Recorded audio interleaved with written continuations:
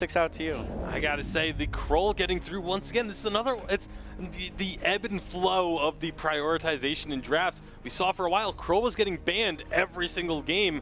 Now he's starting to get through a little bit more frequently and starting to be, kind of showing why he was banned so heavily. But coming into this one, obviously, with Queso picking up that victory, they guarantee themselves a share of first place. They've definitely just become some big Equinox fans. Yeah, absolutely. Drafts look good. We got a player to watch for the side of Equinox, Alex SS. Definitely ready to put on a show for us today. They've been struggling a little bit. He's looked good in some games, not so good in others. This upset over Salty Potatoes or the very close game looked very, very promising. Yeah, and of course, with Alex being the player to watch, got a little video from him as well. So let's take a look at what Alex had to say. From Team Equinox, and today we're gonna face Team Qlash, who's probably one of the best teams in the world right now. So in order to be able to have a chance against them, I think we have to pull out a very good draft to secure our comfort picks, and also a huge factor, I think it will be reacting to their early. And that's what Alex SS has to say, but he mentioned Qlash being one of the best teams in the world. Leon is a big reason for that with his versatility. We've seen Leon playing multiple different roles, multiple different hero styles as well in those roles. He's played weapon carry, he's played mage, he's played captain. He can really do any position on the team. A lot of the members of Qlash can have that flexibility, but Leon absolutely, as is expected, has been a shining star for this roster. So mechanically gifted, but one thing people don't see but they should definitely know about is his ability to shot call. He is the shot caller for Qlash with 5v5, with the Sovereign's Rise. The macro gameplay is so important, and for players to understand and dissect the macro and understand when to go for turrets, when to go for objectives, when to take team fights is so important. Yeah, and obviously, we talk about how good Qlash has been, how Equinox has struggled. We'll take a look at the stat comparison between the two. You can see a large advantage in every single stat category for the side of Qlash, and obviously they're going to be looking to continue to showcase that dominance and show that they are one of these top two teams in Europe. They want to get a share of that first place finish in the preseason.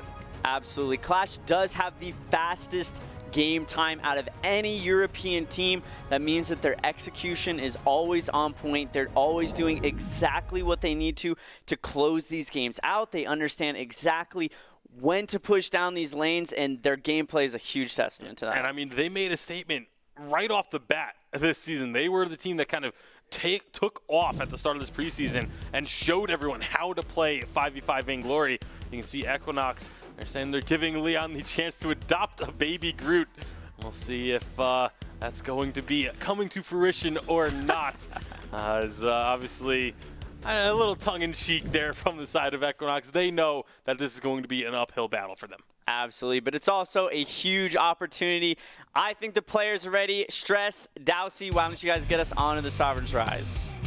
Thank you very much. We are starting it out, getting onto this one as quickly as possible. Qlash looking to follow in the footsteps of Queso this week and round it up with a 9-1 scoreline. We'll have to see if they're able to. Equinox, they've been looking better and better, though, as this season has rounded up here, Stress. So I'm really looking forward to see how they can take it to Qlash. Yeah, I'm looking forward to it as well. Maybe we'll get some of this very early action, just like the last game. I think Equinox yesterday was a little bit of a disappointment to me, just because of how good they looked the last time we saw them with both Baby Groots playing. Yesterday, they kind of lacked a lot of that control and the flair that we had actually come to expect from that one game performance. Maybe it was an anomaly in itself. Again, another game here where Qlash, we expect them to be quite the heavily favored team here.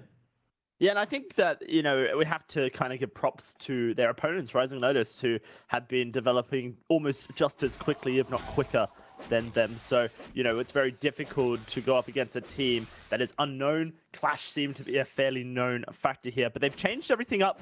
I'm the Doom isn't available to play. That means that Justman is in that captain position. That means that Leon is playing mid. So if there's a game to take off Qlash, this is the one. We'll have to see how they can do it. Skirmish in this topside jungle as Leon and Justman are looking for the first blood of this game. Net2let roaming with Agony. Shy very low. Will Net2let trampoline over? Doesn't look like he's going for it. Leon did pick up that crystal orb as well from that invade, so it was a successful one. There was also a counter invade on the bottom side by Equinox. I Love Shy, he's probably not going to die here. Will be able to get back to the turret with relative safety, but gets delayed trying to kind of contest a few more of these camps before they can get back into the action. But we just talked about how clean Queso are.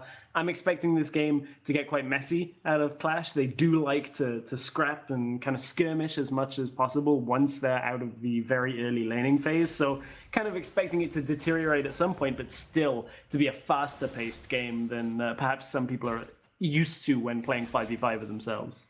And I'm really excited to see Pew Pew Pew Petal enter the Sovereign's Rise here out of Net2let. I'm really looking forward to see how this one power pedal does play out. You know, we haven't really seen much of it here in Europe since its dominance back in 3v3 did get changed a little bit with the critical strike.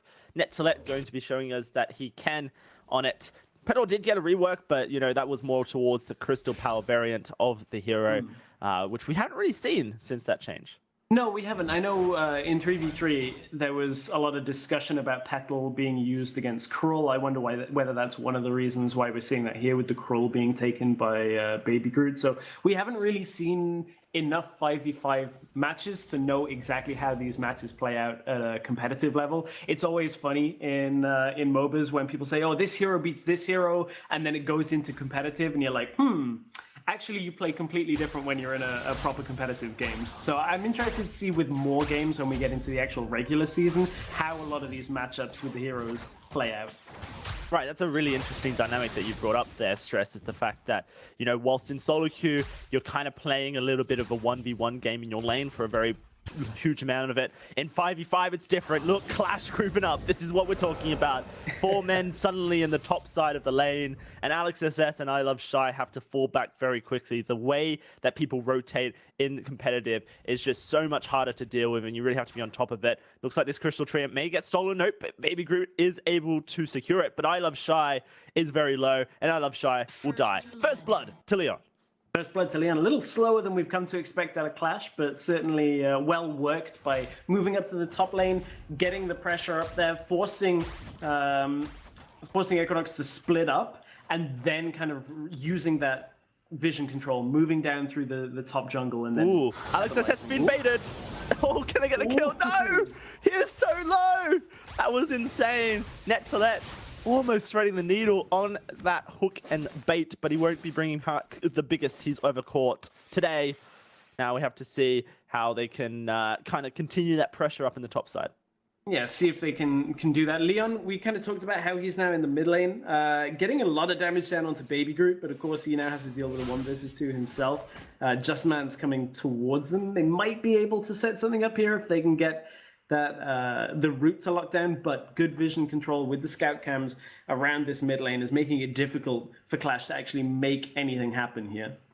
Yeah, so the one thing that like is very obvious and should be mentioned is, you know, because Qlash are playing with a slightly different roster with lots of different swaps, their dynamic is going to be completely off here, Stress. And so, you know, whilst we expect this to be a really scrappy game to begin with, usually we expect Qlash to be making really hardcore rotations around the map from the mid lane and really just, I'm the Doom setting up things. But since he's not here, it's a completely different Qlash, and they're kind of just playing a little bit more slower and just looking to try and chip at the stone.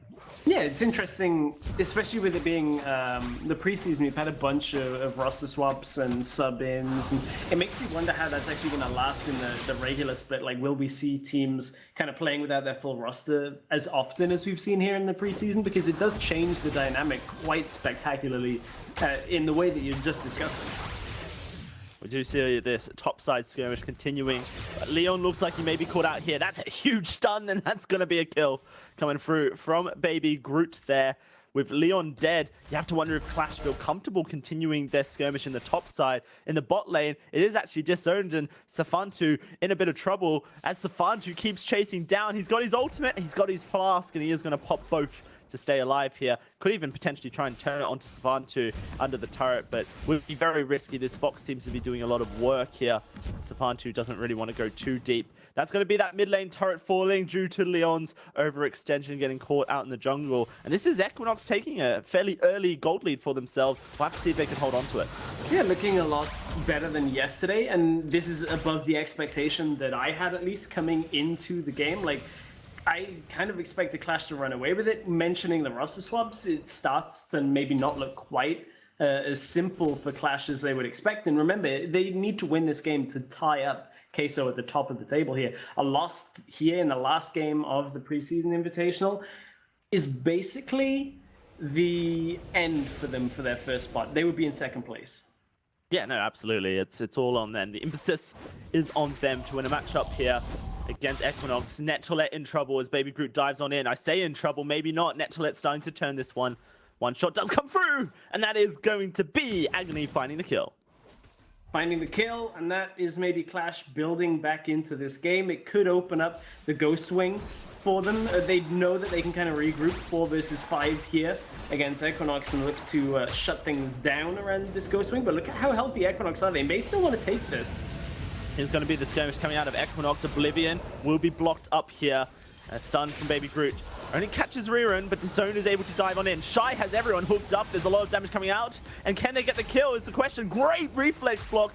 I say that it's a Crucible, of course, from Disown to block up that Churnwalker ultimate. But look at this. Qlash, they're continuing to go in. And they're just dying at the mercy of Equinox. 2 kills over to them. Leon will escape. Disown dives in. Is it to his death? Agony potentially could set up a trap here with the active camo.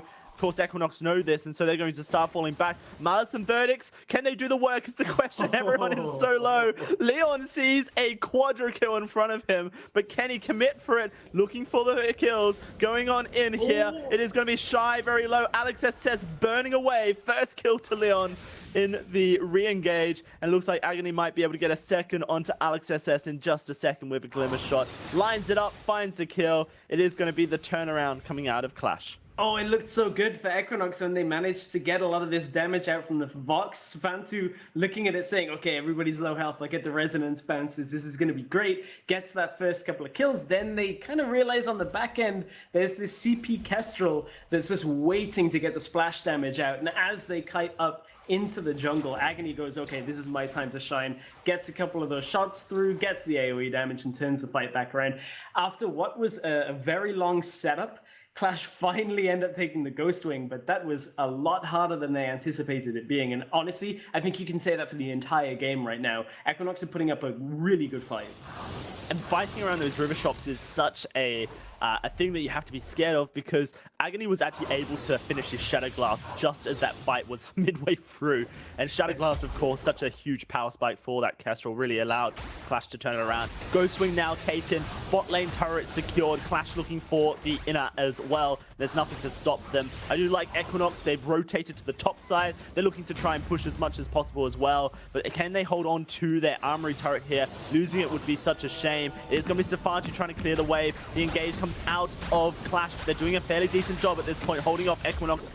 Disown gets pulled back in. Safantu going forward, looking to find the kills. Breaking point not quite stacking at this early levels. And here comes the rest of Qlash to turn the fight around. Stun onto Agony is good, but it doesn't find any kills just yet. Here comes that Oblivion, and it's going to put Shy to sleep, as well as Safantu as well. Not what you want. The one shot will miss. And that's going to be Equinox at least escaping the fight, but their armory turret will not do the same. That's going to go down in just a second, allowing Qlash to open up the base and escape through the jungle.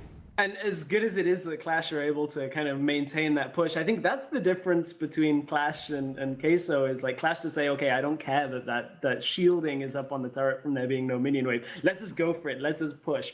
And Qlash end up getting it.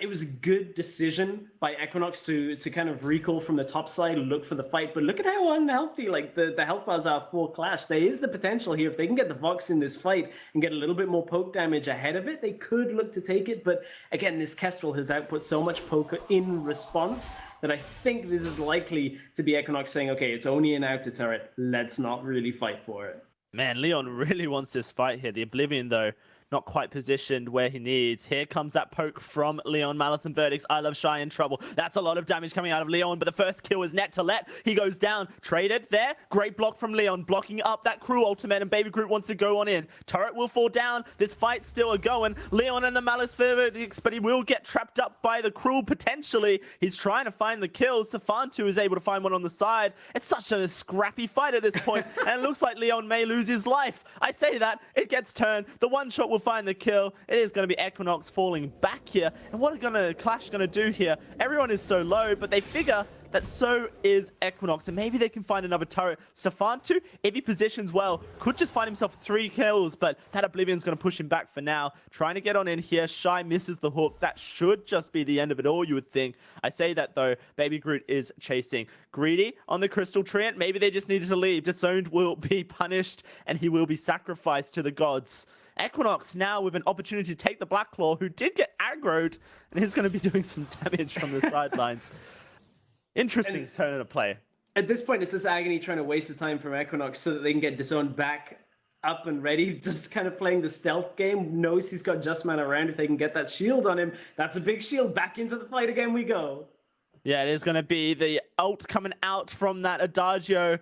First kills going through for Equinox. It's 3 apiece. A double comes out as well for Safantu. Qlash, this is their scrappy style that you've talked about, Stress. Overextending and giving up major leads. This should be a Black Claw for Equinox. It's fun to watch, but it gives Equinox so many opportunities to come back in this game, from basically having an armory tower falling now to Blackclaw being in their favor. If Disowned could somehow get this, I don't even think he could. Maybe just setting up a little of that vision to try and get the one shot to come through. But look, there's a major opportunity now for Equinox to take control of this game, or at least to fire back, because this game should have really been in the books from Qlash, but they just maintained a fight for about 2 whole minutes, all the way back up towards that Blackclaw. And now it looks like we're back into a fight once again, as Equinox are going to kind of guide this Blackclaw and try and at least defend it. But I think the Ghostwing is the better option here. I think they're right to look and turn away and say, hey, now Qlash have got nothing to play for once we take this. Qlash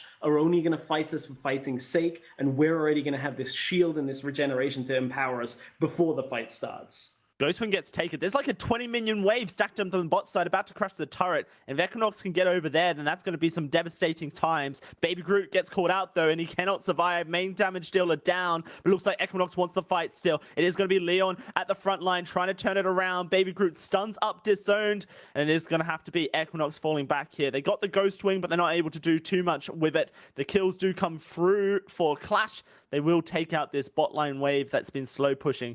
Did claim 2 turrets, so you have to think for Equinox, that's still a pretty good beat. Yeah, and here's the second phase of it. It's like, look at where the minion wave is, bot, mid, and top. There is no easy objective from this fight for Qlash to actually take. There's no Blackclaw, there's no Ghostwing. Both of them are down for almost the full durations of them before respawning. So really, that fight, as good as it is that Qlash go, okay, we stop them, we take away the Ghostwing buff, they've got nothing for the next few minutes. They are still ahead in gold. They are still able to now push out the waves and manage how they go. But they're taking minor objectives at best from this. And now everyone from Equinox is back alive and has ultimates available to maybe look to take another fight. Yeah, 3v3 starting up in the top side, and everyone's trying to get in position to help out. Netelet going low does get that water wall to keep himself alive. Disowned on the front line, and here comes the rest. Ooh. Huge burst of judgment chunks down Leon, but can Equinox capitalize off it? It doesn't look likely. Kills being traded back and forth, 1 apiece so far as Qlash go in. Safan, who face tanks that one shot and will lose his life, but not before he claims another victim. It does look like Qlash have taken the lead, as it is going to be Shy and Alex S turning heels, but that's going to be Shy falling. Only Alex S left alive to try and escape Qlash here. If he can get out, then he's going to deny the ace at least, but it looks like this top side armory turret may just lose its life anyways. Oh, Safantu playing incredibly aggressive, looking to try and kind of break the fight apart in favor of Equinox, and jumps right into the one-shot all the way into the damage. And I think that really is the decision that changes the fight. Because if he had been a little more defensive, I know you want to play aggressive on Vox. I know you want to try and take out these team fights as quickly as you can. But look, you jump into damage, you fall. Equinox's damage falls through the floor as well. Still in a situation where Qlash are in control, but God, Equinox, they're giving them a run for their money. And it's just split-second decision-making that is going either way for these teams. 20 seconds until the Black Claw comes back to the Sovereign's Rise here.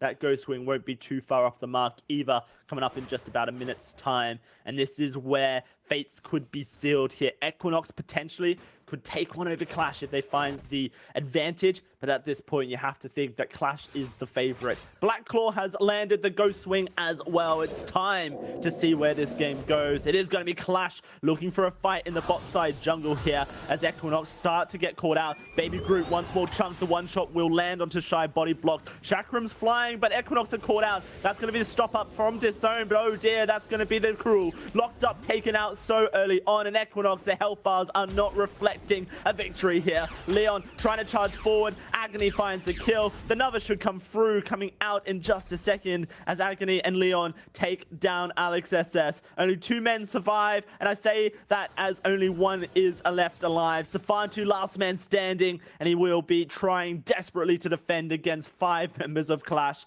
The Vein Crystal isn't the target yet. It is just going to be these armory turrets, allowing Safantu to stack up his breaking point, but eventually he shall fall in the midst of a fight. An ace, a heal, and a victory for Qlash. A scrappy one at that, but they will continue their winning streak here in Europe and take this last game of the Preseason Invitational, advancing to 9-1. Double kill. Yeah, that was a much better fight out of Qlash, denying an Adagio ult to start the fight off, and they now tied up with Queso at the top of the board. Only 1 loss for each team against the other team is what basically has them there between first. So they've looked great. It's a very different playstyle to Queso, but Qlash certainly making a statement during the preseason. Yeah, absolutely. And able to do it with a different roster than usual. It shows that they are strong all around. Congratulations to Qlash maintaining that tied first position. Let's break it down with the analysts at the desk. Definitely not an easy victory there for Qlash, but a victory nonetheless. It looks the same on the scoreboard, and that's all they care about.